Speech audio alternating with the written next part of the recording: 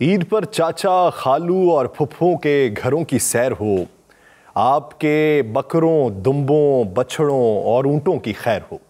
नाज़रीन, आप देख रहे हैं 92 न्यूज़ डिजिटल और मैं हूँ यासिर रशीद। आप ईद की खुशियाँ अपने प्यारों के साथ मना रहे होंगे। आप तमाम लोगों को मेरी तरफ से और 92 न्यूज़ की तरफ से ईद की खुशियाँ बेहद मुबारक हों। ईद की खुशियाँ मनाइए, लेकिन इन खुशियों में कुछ चीज़ें भी मद्देनज़र रखिए। मिसाल के तौर पे आप अपने अतराफ़ में ये देखिए कि कितने लोग ऐसे हैं जो गुज़श्ता साल में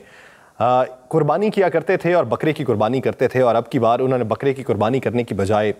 किसी बछड़े के अंदर अपना हिस्सा डाला है, और वो उनकी इस्तात से बाहर हो रहा था बकरा, इसलिए उन्होंने हिस्सा डाला। और वो लोग जो गुज़श्ता साल बछड़ों में हिस्सा डालते थे और अब की बार उनकी इस्तात से भी वो बात बाहर निकल गई और अब की बार वो कुर्बानी नहीं कर रहे। आप अपनी कुर्बानी कीजिए, लेकिन उन लोगों को याद रखिए और उनको अपनी खुशियों में शामिल कीजिए। खुशियों में शामिल किस तरीके से कर सकते हैं? अगर आप लोगों ने आज के दिन तक अपनी कुर्बानी नहीं की और कल तक वो कुर्बानी रखी हुई है, तो उन लोगों के घरों की तरफ तवज्जो दीजिए कि जिनके बच्चे कुर्बानी से महरूम हैं, उनके वालिद उनके लिए कोई कुर्बानी का जानवर नहीं लेके आए। उन बच्चों को अपने घर बुलाइए, अपने जानवरों के साथ प्यार करवाइए, यही खुशियाँ उनमें बांट दीजिए। आपकी कुर्बानी भी हो जाएगी और कुर्बानी कबूल होने के साथ साथ आपके जो एहसासात हैं वो भी बुलंद होंगे, और आपको अंदरूनी तौर पर एक कैफियत आपकी एक ऐसी बिल्ड होगी कि आपको खुशी होगी कि यार मैंने किसी की खुशी में इतना हिस्सा ज़रूर डाला है कि उसके बच्चों के जो जज्बात कुर्बान हो रहे थे, हमने उसके बच्चे के सर पे हाथ रखते हुए उसको अपने जानवर के साथ घुलने मिलने का मौका दिया है। तो ये उसके लिए बहुत बड़ी बात होगी। जब आपके घर में कुछ अच्छा पक रहा है, उसकी खुशबुएं जो हैं आपके अजीज़ो अकारिब के घरों में जा रही हैं, आपके साथ वाले जो हमसाए हैं उसके घर में जा रही हैं, तो ये याद रखिए कि आपके घर में जो पकी हुई चीज़ है, अगर उसके घर में नहीं पक रही तो अपने घर में पकी हुई चीज़ का कुछ हिस्सा उसके घर में भिजवाइए और इस ईद की खुशियों को दोबाला कीजिए। ईद का मतलब बुनियादी तौर पर क्या है? ईद कुर्बान क्यों कहा जाता है? ईद कुर्बान इसलिए है कि हम अपने जानवर को कुर्बान करते हैं अल्लाह की राह में, और दीन मोहम्मदी के असूलों पर अमल पैरा होते हुए सुन्नत इब्राहीमी अदा करते हैं। हम सुन्नत इब्राहीमी में हज़रत इब्राहीम अलैहिस्सलाम ने अपने बेटे हज़रत इस्माईल अलैहिस्सलाम को कुर्बान करने के लिए जब उनके गले पर छुरी चलाई तो एक दुम्बा जो है वो जन्नत से आया और वो कुर्बान हो गया। अब ये बुनियादी तौर पे ईसार की बात है कि आपने अपनी जो सबसे महबूब चीज़ है उसको कुर्बान करना है। इसके लिए हमारे यहाँ ट्रेंड सेट क्या होता है? हमारे यहाँ ये होता है कि हमने 1, 2, 3 हफ्ते पहले कुर्बानी नहीं लेके आनी, हम लेके आते हैं उसे आखिरी दिन, ताकि उसके दाम भी गिर जाएं, ताकि हमें उसकी देखभाल भी ना करनी पड़े। जब आपका उसके साथ उनसियत और लगाव वाला उनसर पैदा नहीं होगा तो वो कुर्बानी का जज्बा मज़ीद कैसे बढ़ेगा? कुर्बानी के मकासद किस तरीके से पूरे होंगे? तो आप वो जो अपने करीबी लगाव वाली चीज़ है उसको कुर्बान करें, तो फिर आपके जो वज़ाइफ हैं और आपकी जो फजीलत है वो बुलंद होती है। आपने मौजूदा सूरत हाल के अंदर जब इर्द गिर्द पे नज़र दौड़ाते हुए आपने ये देखा है कि बेशतर लोग जो हैं वो इस मौजूदा दौर के अंदर अशियाए ख़ुरनोश ख़रीद नहीं पा रहे, उनकी इस्तात जवाब दे रही है। वो अगर गुज़श्ता साल एक अच्छी ज़िंदगी गुजार रहे थे या गुज़श्ता साल एक ऐसी ज़िंदगी गुजार रहे थे कि महीने के आखिर तक उनका गुजारा हो रहा था, लेकिन अब की बार ईद की खुशियाँ उन पर भारी पड़ रही हैं। जब आपके कुर्बो जवार के अंदर कुर्बानी के आप मनाजिर देखते हों, आपके बच्चे घर में भूखे बैठे हों, या आपके बच्चे घर में एक ऐसी कैफियत बना के बैठे हों कि बाप का चेहरा तक रहे हों और बाप उनसे नज़रें ना मिला सके, तो उस कैफियत का अंदाज़ा लगाइए कि उसके बाप पे क्या बीत रही होगी। उस शख्स ने अपने बच्चों के जज्बात की कुर्बानी किस तरीके से की होगी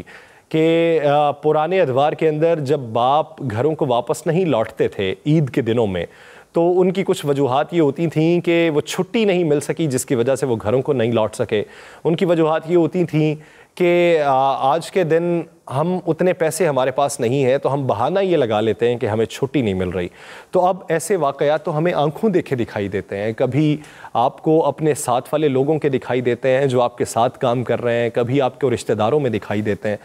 तो इस हब्स ज़दा माहौल के अंदर, घुटन ज़दा माहौल के अंदर आप ये एक फ़ज़ा पैदा कर सकते हैं, जो साहिब इस्तात लोग हैं, जिनकी जेब पर ये सूरत हाल भारी नहीं पड़ रही, जिनको कुर्बानी के लिए जानवर भी मुयस्सर आए हैं, बड़े जानवर भी और छोटे जानवर भी मुयस्सर आए हैं, और वो अपने बच्चों की खुशियों को दोबाला भी कर रहे हैं, तो अपने आस पास भी नज़र दौड़ाएँ और उन लोगों का भी ख्याल करें जो इन खुशियों से महरूम हैं। इसके साथ साथ कुछ बातें ये हैं कि सियासी मंजरनामा जो पाकिस्तान का है,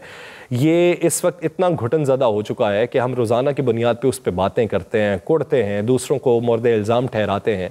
और फिर से वही रील दोबारा से शुरू हो जाती है, जैसे रिवाइंड करके लूप पे आपने लगा दिया हो। तो ईद के दिन जब आप घरों में मौजूद हों, जब बड़ी बैठक लगे, आपके रिश्तेदार भी मौजूद हों, आपने अच्छे खानों से उनकी तवाज़ो भी करनी हो, तो खुदा के लिए कोई 2-4 दिन इस जो सियासी माहौल है इससे हट के अपनी जो कुर्बो जवार में बैठे हुए लोग हैं उनकी कैफियत का अंदाज़ा लगाइए, उनके जज्बात का अंदाज़ा लगाइए, उनकी खुशियों को बांटिए, उनके साथ अपने बीते हुए खुशगवार लम्हों की बातें कीजिए, ना कि ये बातें कीजिए कि इस वक्त जो हुक्मरान मुसल्लत हैं इन्होंने कितनी महंगाई कर दी है। ये चंद लम्हात आते हैं कि जब आपको तातिलात के ज़ुमरे में किसी अजीज़ व अकारिब के साथ बैठना पड़ जाए, पूरी फैमिली गैदरिंग हो, और वहाँ पर भी आप बैठकर अपनी जो पॉलिटिकल पॉइंट स्कोरिंग कर रहे हों या अपने नज़रियात एक दूसरे से शेयर कर रहे हों, तो वो जो माहौल होता है वो माहौल ख़राब हो जाता है। हमने बेशतर मकामात पे देखा है कि बरसों से बिछड़े हुए लोग या बरसों से जिनकी मुलाकात नहीं हुई, एक सेटिंग हुई, खुशगवार माहौल में हुई, जज्बात भी बहुत अच्छे दिखाई दिए, सलवटें भी माथे पे दिखाई नहीं दी, लेकिन खाना खाते दौरान किसी ने एक जुमला कह दिया कि ये जो हुक्मरान हैं वो करप्ट हैं, इन हुक्मरानों ने मुल्क व कौम के ख़जाने को लूट लिया है, तो आपके सामने बैठा हुआ दूसरा शख्स एक अपनी स्टेटमेंट दोहराएगा और वो उन हुक्मरानों को करप्ट कहना शुरू कर देगा जिन्होंने इल्ज़ाम लगाया। फिर माहौल इतना गर्म होता है कि वो ये समझ नहीं आती कि ये एक फैमिली गैदरिंग है या आप किसी कॉर्नर मीटिंग में बैठे हुए हैं या फिर आप एक ऐसा मुबाहिसा कर रहे हैं जिसमें 2 पार्टीज़ के लोग बैठे हुए हैं। तो ये जो छोटे छोटे से लम्हात हैं, जो कुछ दिन की आपको मसरूफियात से हट के फ़रागत के लम्हात मिले हैं, तो ये फ़रागत के लम्हात अपनों के साथ एंजॉय कीजिए, ना कि आप उन लोगों के साथ एंजॉय करते हुए अपने उस माहौल को ख़राब कर लें जो आपके लिए एक पुरफ़ज़ा माहौल बना सकता है, जो आपके लिए खुशी के कुछ लम्हात ला सकता है, जो आपके लिए चेहरों पे खुशी के साथ साथ दूसरों की इज़्ज़त व तकरीम भी पहुंचा सकता है। तो एक आध दिन के लिए ये सारी बातों को छोड़कर सिर्फ अपने प्यारों के जज्बात को खंगालने की कोशिश कीजिए। मुझे दीजिए इजाज़त। अल्लाह निगहबान।